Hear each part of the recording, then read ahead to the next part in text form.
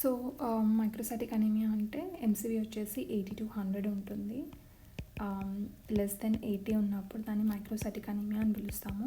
So ఇందులో types ఉంటాయన్నమాట. Microcytic అనీమియాలో మెయిన్గా మనకి వచ్చేసి ఐరన్ డెఫిషియన్సీ అనీమియా ఉంటుంది అండ్ థాలసీమియా ట్రీట్ అనమాట. సో థాలసీమియా చిన్నపిల్లల్లో, థాలసీమియా ట్రీట్ వచ్చేసి అడల్ట్స్లో అనమాట. Alpha thalassemia trait, beta thalassemia trait రెండు ఉంటాయి. సో నార్మల్ హిమోగ్లోబిన్ వచ్చేసి హిమోగ్లోబిన్ ఏ, కానీ ఆల్ఫా థాలసీమియాలో హిమోగ్లోబిన్ ఏ అనేది కొంచెం తక్కువ ఉంటుంది. బట్ ఆల్ఫా చైన్స్ అనేది ప్రిడామినెంట్ కాదు, బీటా చైన్స్ ప్రిడామినెంట్. అందుకని మనకి అంత అబ్నార్మల్ హిమోగ్లోబిన్ ఏం కనిపించదు. కాకపోతే బీటా చైన్స్ మనం అనుకున్నట్టు డామినెంట్ కాబట్టి అవి తక్కువ ఉండడం వల్ల కొన్ని అబ్నార్మల్ చైన్స్, అంటే చిన్నప్పుడు అవి నార్మలే, ఆ చైన్స్ అనేవి ఉండిపోతాయి. అవి డెల్టా చైన్స్ అనమాట. సో ఆ చైన్స్ తయారైన హిమోగ్లోబిన్ A2 అంటాము. ఇది మోర్ దెన్ 3.5% ఉంటుంది. ఎందుకంటే మళ్ళీ సేమ్ రీజన్, హిమోగ్లోబిన్ ఏ అనేది తక్కువ ఉంటుంది కాబట్టి. సో ఎట్లా డిఫరెన్షియేట్ చేయాలి? ఇంకా iron deficiency anemia, thalassemia trait రెండు మైక్రోసైటిక్ అనీమియాసే కాబట్టి ఈ రెండింటిని ఎట్లా డిఫరెన్షియేట్ చేయాలి అంటే మనం ఎట్లా డిఫరెన్షియేట్ చేయొచ్చు రెండింటిని అంటే కొన్ని డిఫరెన్సెస్ ఉంటాయి అన్నమాట రెండింటికి. సో మెయిన్గా మనకు వచ్చేసి ఇందులో ఐరన్ డెఫిషియన్సీ అనీమియాలో ఐరన్ అనేది తక్కువ ఉంటుంది అండ్ ఇక్కడ ఐరన్కి ప్రాబ్లం ఏం లేదనమాట. సో మనము ఐరన్ స్టడీస్ చేసి చూసుకోవచ్చు. సో ఐరన్ స్టడీస్లో ఏమవుతుంది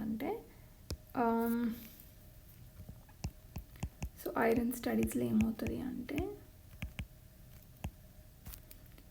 ఐరన్ అనేది నార్మల్ లెవెల్ వచ్చేసి 50 to 150. Okay, 50 to 150. So iron ఇక్కడ తక్కువ ఉంటుంది. కానీ థాలసీమియా ట్రీట్లో గ్లోబిన్ కదా ప్రాబ్లం, ఐరన్తో ప్రాబ్లం ఏం లేదు. సో అందుకని ఇక్కడ ఐరన్ నార్మల్ ఉంటుంది అనమాట. 50 to 150 రేంజ్లోనే ఉంటుంది. కానీ ఇక్కడ ఐరన్ డెఫిషియన్సీ అనీమియాలో వచ్చేసి less than 50 or less than 50, 160 ఇది, బట్ 150లా గుర్తుపెట్టుకుంటే. సో తర్వాత ఇంకా ఐరన్ స్టడీస్లో మనం ఇంకేమేమి మెజర్ చేస్తామంటే ట్రాన్స్ఫెరిన్ సాచురేషన్. ఇది నార్మల్ వచ్చేసి 20 నుంచి 45% వరకు అనమాట. 20 నుంచి 45% వరకు ఇది నార్మల్ అనమాట. సో ట్రాన్స్ఫెరిన్ సాచురేషన్ అంటే ఏంటి అంటే నార్మల్గా ఇది మొత్తం హీమ్ కదా. సో హీమ్లో కొన్ని సైట్స్ ఉంటాయి అన్నమాట. లైక్ ఒక 6 సైట్స్ వేసుకుందాం. ఓకే, సో నార్మల్గా 6లో అరౌండ్ అట్లీస్ట్ 6 కాదు, సో నార్మల్గా హెమోగ్లోబిన్ ఇది. సో హెమోగ్లోబిన్లో 10 సైట్స్ ఉంటాయి అనుకున్నాం. 1 2 3 4 5 1 2 3 4 5 కదా. So 10 sites. సో నార్మల్గా అరౌండ్ అట్లీస్ట్ అవుట్ ఆఫ్ 10లో 2 sites minimal, less, or at least half of them,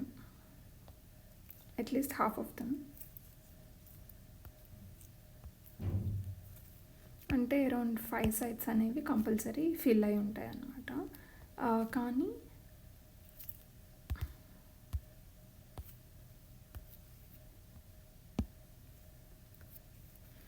around ఎంత 2 to 5 sites అనేవి నార్మల్గా ఫిల్ అయి ఉంటాయి, ఎందుకంటే 2 to 50% నార్మల్ కాబట్టి. కానీ ఇప్పుడు ఐరన్ డెఫిషియన్సీ అనీమియాలో ఏమవుతుందంటే ఈ 2 sites కూడా ఫిల్ అవ్వవు అనమాట. So only like 1 site, 10 sitesలో 1 site, కొన్నిసార్లు 2 sites మాత్రమే, చాలా వాటిలో 2 sites మాత్రమే ఉండిపోతాయి అన్నమాట. So iron deficiency అనీమియాకి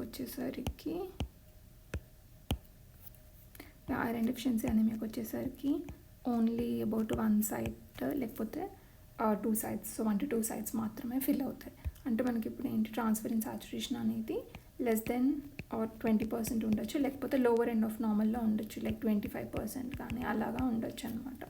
okay, so less than 20% ఉంటుంది. బట్ ఇక్కడ దీనికి అసలు హిమ్తో ప్రాబ్లం లేదు. సో ఇది నార్మల్ ఉంటుంది అనమాట. సో 45% కంటే ఎక్కువ 45% ఉండొచ్చు, లేకపోతే 30 to 45% రేంజ్లోనే ఉండొచ్చు అనమాట. సో థర్డ్ వచ్చేసి మనకి టీఐబీసీ total iron binding capacity.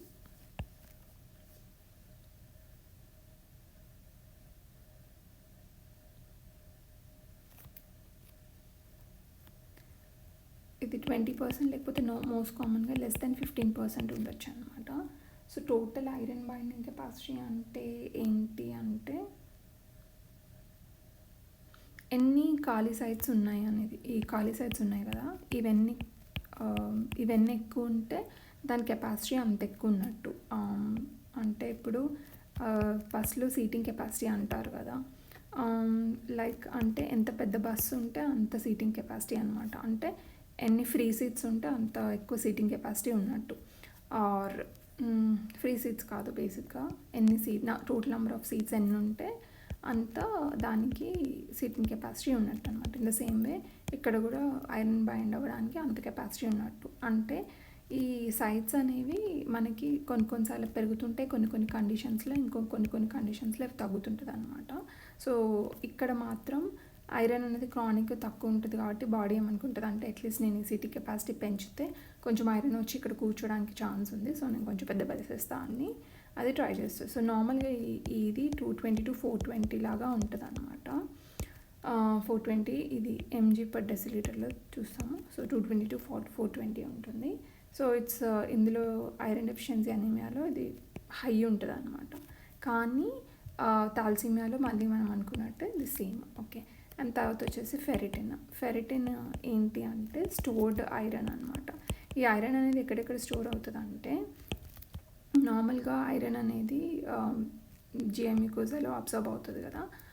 So absorb అవ్వడానికి ఇక్కడ ఫెరిపోటిన్ అనే ఒకటి ట్రాన్స్పోర్టర్ ఉంటుంది. సో దీని తర్వాత ఇది సెల్స్లోకి వెళ్తుంది అనమాట. సో ఇంకా ఈ సెల్స్ అనేవి తీసుకెళ్ళి దాన్ని లివర్లో పడేస్తాయి ఈ ఐరన్ని. సో ఈ ఐరన్లో స్టోర్ అయిపోయి ఉంటుంది in the form of inactive iron which is also called as ferritin అనమాట. తర్వాత మళ్ళీ మ్యాక్రోఫేజెస్ ఏం చేస్తాయంటే ఈ ఓల్డ్ ఆర్బీసీస్ అన్నిటిని చంపేసి వాటి ఐరన్ని అది తీసేసుకుంటాయి. ఇది తీసుకొని కొత్త ఆర్బీసీస్ ఎప్పుడైతే ఫామ్ అవుతున్నాయో వాటికి ఇస్తాయి. ఇది ఎక్కడ జరుగుతుంటుంది అంటే బోన్ మ్యారోలో జరుగుతుంటుంది అనమాట, కొత్త ఆర్బీసీస్కి ఇస్తుంటాయి. సో ఈ ఫెరిటిన్ అనేది ఐరన్ నుంచి రావాలి. సో ఐరన్ డెఫిషియన్సీ అనీమియాలో ఏం జరుగుతుందంటే అసలు తీసుకోవడమే తక్కువ ఐరన్ తీసుకుంటుంది కాబట్టి అసలు లోపలికి వెళ్ళదు ఎక్కువ. ఇంకొకటి ఏంటంటే అంత బ్లడ్ ఒకవేళ బయటకు వెళ్ళిపోతుంది ఉన్న ఐరన్ స్టోర్స్, బాడీలో ఉన్న ఐరన్ స్టోర్స్ ఓల్డ్ ఆర్బీసీలో అవన్నీ వేస్ట్గా బయటకు వెళ్ళిపోతున్నాయి కాబట్టి మ్యాక్రోఫేజెస్ తీసుకోలేవు అని కొత్త వాటికి ఇవ్వలేవు. సో అందుకని ఐరన్ డెఫిషియన్సీ అనీమియాలో ఫెరిటిన్ అనేది తక్కువ ఉంటుంది. సో నార్మల్ ఫెరిటిన్ వచ్చేసి more than 20 and always it will be low in iron deficiency anaemia. And ఇందులో అగైన్ నార్మల్ ఉంటుంది అనమాట. సో ఇంకా ఎట్లా డిఫరెన్షియేట్ చేస్తాం రెండింటికి అంటే హిమోగ్లోబిన్ ఎలక్ట్రోఫోరెసిస్ చేయొచ్చు. హిమోగ్లోబిన్ ఎలక్ట్రోఫోరెసిస్లో నార్మల్గా హిమోగ్లోబిన్ ఎలక్ట్రోఫోరెసిస్ అనేది ఓన్లీ అబ్నార్మల్ హిమోగ్లోబిన్స్ని మాత్రమే డిటెక్ట్ చేస్తుంది. అంటే ఇప్పుడు హిమోగ్లోబిన్ ఆల్ఫా థాలసీమియా ట్రేట్లో హిమోగ్లోబిన్ ఏ మాత్రమే ఉంటుంది, తక్కువ ఉంటుంది కానీ అదే ఉంటుంది, అబ్నార్మల్ హిమోగ్లోబిన్ ఉండదు. అందుకనే ఆల్ఫాలో ఇది నార్మల్ ఉంటుంది, కానీ బీటాలో more than 3.5% of delta haemoglobin ఉంటుంది కాబట్టి ఇది అబ్నార్మల్గా అనిపిస్తుంది అనమాట. అండ్ ఇంకా ఇక్కడ మాత్రం ఇది నార్మల్గానే ఉంటుంది ఎందుకంటే హిమోగ్లోబిన్ నార్మల్గా ఉంటుంది కాబట్టి. అండ్ ఇక్కడ పెరిఫెరల్ స్మియర్ చేస్తే మనకి మైక్రోసాటిక్ హైపోక్రోమిక్ సెల్స్ అనేవి కనిపిస్తాయి అనమాట, ఎందుకంటే లోపల ఐరన్ ఉండదు కాబట్టి స్టెయినింగ్ అనేది తక్కువ ఉంటుంది అండ్ చిన్న ఉంటాయి సెల్స్. ఇక్కడ కూడా చిన్నగానే ఉంటాయి సెల్స్ కానీ దీంట్లో ఐరన్ మంచిగా పుష్కలంగా ఉంటుంది కాబట్టి మొత్తం కాన్సన్ట్రేట్ అయిపోయి సెంటర్లో ఉంటుంది అనమాట. అందుకని చూడడానికి ఒక టార్గెట్ సైన్ లాగా కనిపిస్తుంది కాబట్టి టార్గెట్ సెల్స్ అనేవి ఉంటాయి అన్నమాట ఇక్కడ. ఓకే, సో ఇక్కడ ట్రీట్మెంట్ వచ్చేసి దీంట్లో మాత్రం ఐరన్ ఇవ్వాలి. ఇక్కడ ఐరన్ ఇవ్వకపోయినా ఒకటే, ఎందుకంటే ఇస్తే వేస్ట్, ఎందుకంటే ఐరన్ ఆల్రెడీ వాళ్ళకి నార్మల్ ఉంది కాబట్టి. సో ఆల్ఫా థాలసీమియా ట్రేట్ అనేది దాన్ని ఏం చేయక్కర్లేదు అండ్ ఎందుకంటే అది హార్మ్లెస్. అండ్ బీటా థాలసీమియా ట్రేట్కి కూడా స్పెషల్గా ట్రీట్మెంట్ ఏమో అక్కర్లేదు. ఓకే, ఇప్పుడు నెక్స్ట్ ఏంటంటే మనం డిఫరెంట్ టైప్స్ ఆఫ్ అనీమియాస్లో ఐరన్ స్టడీస్ ఎట్లా ఉంటాయో చూద్దాము. సో మళ్ళీ ఫస్ట్ ఐరన్ స్టడీస్లో ఫస్ట్ మనం మెజర్ చేసేది ఐరన్, ఇది వచ్చేసి 50 to 150 50 to 160 తీసుకోవచ్చు అనమాట. తర్వాత ట్రాన్స్ఫరెన్స్ సాచురేషన్స్ అంటే ఎంత బైండ్ అయింది. ఓకే, నార్మల్గా 20 to 45% ఉంటుంది. టీఐబీసీ వచ్చేసి ఐరన్ బైండింగ్ కెపాసిటీ అంటే సీటింగ్ కెపాసిటీ అది అన్నమాట. అది నార్మల్ ఎంత ఉంటుంది అంటే 220 to 420 mg/dL ఉంటుంది అనమాట. అండ్ లాస్ట్ వచ్చేసి ఫెరిటిన్. సో ఫెరిటిన్ వచ్చేసి మనకి మోర్ దెన్ 20 ఆల్వేస్ అనేది నార్మల్ అనమాట. సో ఈ బిఫోర్ దట్ ఈ thalassaemias and iron deficiency rule out చేయడానికి ఇంకొక థింగ్ ఉంది, it is called red cell distribution width అనమాట. అంటే ఇప్పుడు ఒక సెల్ చిన్న ఉండి ఒక సెల్ పెద్ద ఉంటే చాలా విడ్త్లో ఆ రెడ్ సెల్స్ అనేవి డయామీటర్లో డిస్ట్రిబ్యూట్ అయ్యి ఉన్నట్టు అనమాట. సో అది ఇక్కడ జరుగుద్ది ఐరన్ డెఫిషియన్సీ అనీమియాలో. సో దాని నార్మల్ వచ్చేసి 14.5 అనేది నార్మల్ వాల్యూ అనమాట. ఇక్కడ మోర్ దెన్ 14.5 ఉంటుంది. కానీ ఇక్కడ సెల్స్ అన్ని చిన్న చిన్నగానే ఉంటాయి కాబట్టి అంత డిస్ట్రిబ్యూషన్ ఏమి ఉండదు అనమాట. సో రెడ్ సెల్ డిస్ట్రిబ్యూషన్ అనేది నార్మల్గానే ఉంటుంది, అరౌండ్ 14.5 ఆర్ లెస్ ఉంటుంది అనమాట ఇందులో థాలసీమియాలో. సో ఐరన్ డెఫిషియన్సీ అనీమియాలో మనం ఏమనుకున్నాం, ఐరన్ లెస్ దెన్ 15 ఉంటుంది, ట్రాన్స్ఫరెన్స్ సాచురేషన్ అనేది ఐరన్ అనేది లో ఉంటుంది, ట్రాన్స్ఫరెన్స్ సాచురేషన్ అనేది లెస్ దెన్ 15 ఉంటుంది, ఐరన్ బైండింగ్ కెపాసిటీ చాలా ఎక్కువ ఉంటుంది అనమాట. This is the diagnostic. And ferritin వచ్చేసి లో ఉంటుంది, సో ఆల్వేస్ లెస్ దెన్ 20% అనమాట. అండ్ ఇంకా చెప్పాలంటే around 8 in females and around 12 in males ఉండొచ్చు అనమాట. సో నెక్స్ట్ వచ్చేసి anaemia of chronic disease are anaemia of inflammation అది అనమాట.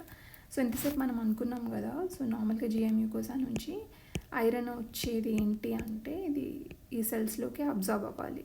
ఓకే, ఐరన్ అనేది ఇక్కడికి అబ్జార్బ్ అయ్యి తర్వాత ఇక్కడ నుంచి ఇది మామూలుగా బ్లడ్లో వెళ్ళిపోతుంది అనమాట, ఎక్కడికంటే బోన్ మ్యారోకి హెమ్ ఫామ్ చేయడానికి. సో ఇక్కడ లోపల రావడానికి ఇక్కడ ఒక మనకి ట్రాన్స్పోర్టర్ ఉంటుంది, దాని పేరు వచ్చేసి ఫెరిపోర్టిన్ అనమాట. ఇంకా మ్యాక్రోఫేజెస్ మనం అనుకున్నాం కదా, ఈ స్ప్లీన్లో వాటిలో ఇది ఆర్బీసీస్ని చంపేసి ఐరన్ని తీసుకొని బోన్ మ్యారో దాకా వెళ్తుంది అనమాట. బోన్ మ్యారోకి వెళ్ళి ఆ ఐరన్ని కొత్తగా ఫామ్ అవుతున్న ఆర్బీసీస్కి ఇస్తుంది అనమాట, హెమ్ని. సో దీంట్లో లాట్ ఆఫ్ ఐరన్ ఉంటుంది. సో ఇది ఏం చేస్తుంది అంటే ఈ ఫెరిపోర్టిన్ అనేది తీసుకుంటుంది కదా, మళ్ళీ బయటికి ఐరన్ అనేది తీసుకుంటుంది కదా, మళ్ళీ బయటికి రావాలంటే ఫెరిపోర్టిన్ ద్వారా చిన్న ఆర్బీసీస్ అంటే కొత్త బేబీ ఆర్బీసీస్కి ఇస్తుంది అనమాట. ఓకే, అండ్ ఇంకొక థర్డ్ ఏంటంటే మనం అనుకున్నాం కదా, ఈ ఐరన్ ఏదైతే అబ్జర్వ్ అయిందో మొత్తం లివర్కి వెళ్ళిపోతుంది ఫస్ట్ అని చెప్పి. సో ఐరన్ స్టోర్స్ అన్నీ ఇక్కడ ఉంటాయి కదా, ఇది మళ్ళీ ఇక్కడ నుంచి బోన్ మ్యారోకి పంపించాలి, అప్పుడు కూడా మనకి ఫెరిపోర్టిన్ అనేది యూజ్ చేస్తుంది అనమాట. సో ఏమవుతుంది అంటే ఇప్పుడు క్రానిక్ ఇన్ఫ్లమేషన్ ఉన్నప్పుడు ఏం జరుగుతుంది అంటే ఒక థింగ్ ప్రోటీన్ కాల్ హెప్సిడిన్ అనేది పెరుగుతుంది అనమాట. ఈ హెప్సిడిన్ ఏంటి అంటే ఇది ఫెరిపోర్టిన్ మొత్తం చంపేస్తుంది, లేకపోతే ఇంటర్నలైజ్ చేస్తే లోపలికి వెళ్ళిపోమని ఆర్డర్ ఇస్తుంది అనమాట. సో సర్ఫేస్ మీద ఉండాల్సిన ఫెరిపోర్టిన్ అంతా లోపలికి వెళ్ళిపోయేసరికి ఐరన్ని ట్రాన్స్పోర్ట్ చేయడానికి ఎవరు ఉండరు. ఓకే, అందుకని ఏం జరుగుతుంది అంటే ఐరన్ స్టోర్స్ మాత్రం ఎక్కువ ఉంటుంది, ఆ స్టోర్డ్ ఐరన్ మొత్తం ఫెరిటిన్ లాగానే ఉండిపోతుంది, కానీ బయట బ్లడ్లో ఉండే ఐరన్ మాత్రం తక్కువ ఉంటుంది అనమాట. సో అది ఇక్కడ కనిపిస్తుంది. సో ఇక్కడ మనకి ఏంటి అంటే అలాంగ్ ఈ హెప్సిడిన్ ఏం చేస్తుంది అంటే ఫెరిపోర్టిన్ లోపలికి వెళ్ళిపోమని చెప్తుంది. దాంతోపాటు ఏం చేస్తుంది అంటే దానికి ఎక్కువ ఐరన్ తిరగడం ఇష్టం లేదు బ్లడ్లో. సో ట్రాన్స్ఫెరిన్ అనేది దాన్ని తిప్పుతుంటుంది కదా, సో దాన్ని ఏం చేస్తుంది అంటే ట్రాన్స్ఫెరిన్ని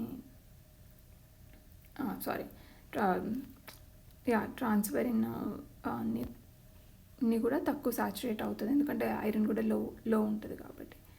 సో ఇక్కడ కూడా తక్కువ ఉంటుంది, కొన్నిసార్లు నార్మల్ కూడా ఉండొచ్చు. ఓకే, సో ఇక్కడ ఇంకేం చేస్తుంది అంటే ఇది